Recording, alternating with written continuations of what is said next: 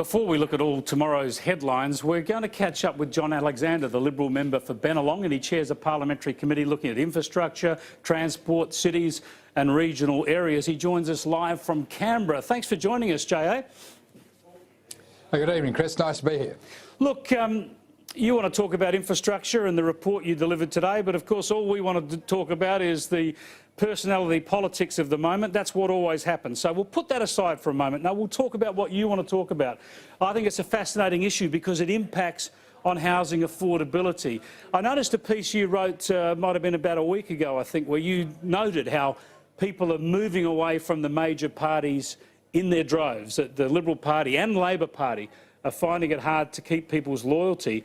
And you think one of the main reasons is housing affordability.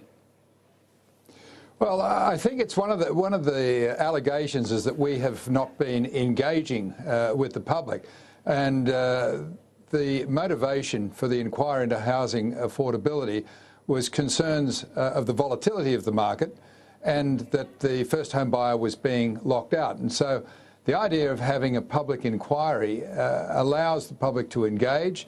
They can see the findings, they can see the facts, they can see our recommendations, and then they can judge the policies that flow from that. So I think it's a very transparent way of developing policy to establish an actual contest of ideas rather than this negativity that seems to pervade debate amongst the two major parties. Yeah, now as a small government person, I get a bit frustrated though when we're talking about housing affordability. There's all sorts of ideas of new taxes on investment, new government interventions, whereas what you've looked at is transport. How can you look at perhaps improving transport so that people are able to live in those nearby regional areas where there is more housing supply, where it is more affordable, yet you can still get to the jobs? Tell us about that. Well, that's it. The constant response was that it's all about supply, which I disagree with when there's an advantage too much for the investor over the home buyer. But the issue that we attacked here with this inquiry was a concern that there's never been a plan of settlement. And what's resulted is an imbalance of settlement. We have Sydney as the second most expensive real estate in the world and Melbourne as the sixth most. And so we look at the idea of, well, how do we affect a strategic decentralisation? And through high-speed rail, which many people have dismissed time and again because they say we can't afford it, we don't have the population. If you look at it from a different point of view and look at it as a way of strategically decentralising and creating cities in the corridor between Sydney and Melbourne, because that land that you would then liberate and bring closer to those major cities, you'd actually affect an incredible uplift in the value of that land and therefore create the opportunity of value capture to fund the infrastructure. Yeah, you're suggesting that some way you capture the value of the land along the track, that helps to fund the high-speed rail so that you're not stuck with government funding all of this. But of course, you're then going to massively increase the value of the real estate along that track. Aren't you just going to create housing affordability problems in some of those regional areas? No, I think the idea is, and we had evidence from the head of Hitachi who said that the greatest opportunity for value capture was in liberating this land in this corridor between Sydney and Melbourne. But the idea is that you would be creating cities. There's one proposal that suggests they'll create 8 cities between Sydney and Melbourne. And while there will be massive uplift in the value of the land, because you'll be uplifting it from $1,000 or $2,000 an acre to maybe $200,000 an acre, so a massive uplift, but the cost of the block of land will be relatively low compared to Sydney prices. A block of land near where I live in Sydney is anywhere from $1.5 million to $2 million. So what happens when you've got a block of land outside of Goulburn or the Southern Highlands that might be 15, 20, 25 minutes from the Sydney CBD? What is that land then worth? And the uplift is stupendous, but the housing prices will still be far shy of Sydney. Tell me about it. I spent most of my working life in Adelaide and have had to move to Sydney, and people wonder why I'm still working at midnight. It's horrendous in Sydney. I want to go back, though, to something you said in one of those earlier answers, because here's a political point. You mentioned that you're a bit... you worry about the taxation incentives for investors in real estate over owner-occupiers.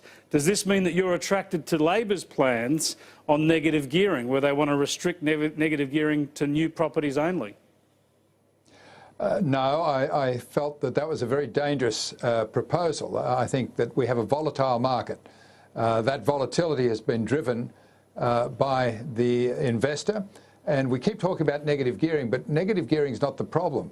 The problem is with our lowest ever interest rates is neutral gearing and positive gearing, where the investor is unlimited to how many properties that they can buy.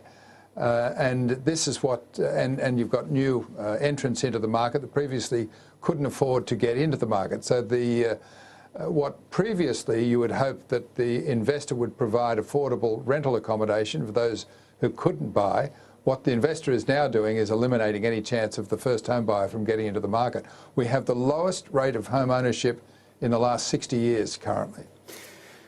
Okay, so you had a very successful career in professional tennis. I used to enjoy watching you playing for Australia. You then had a very successful career in business.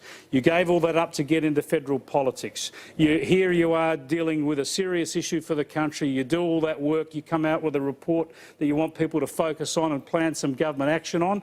And what happens today, it's all about Cory Bernardi and party politics and loyalty and disunity. Does it frustrate you?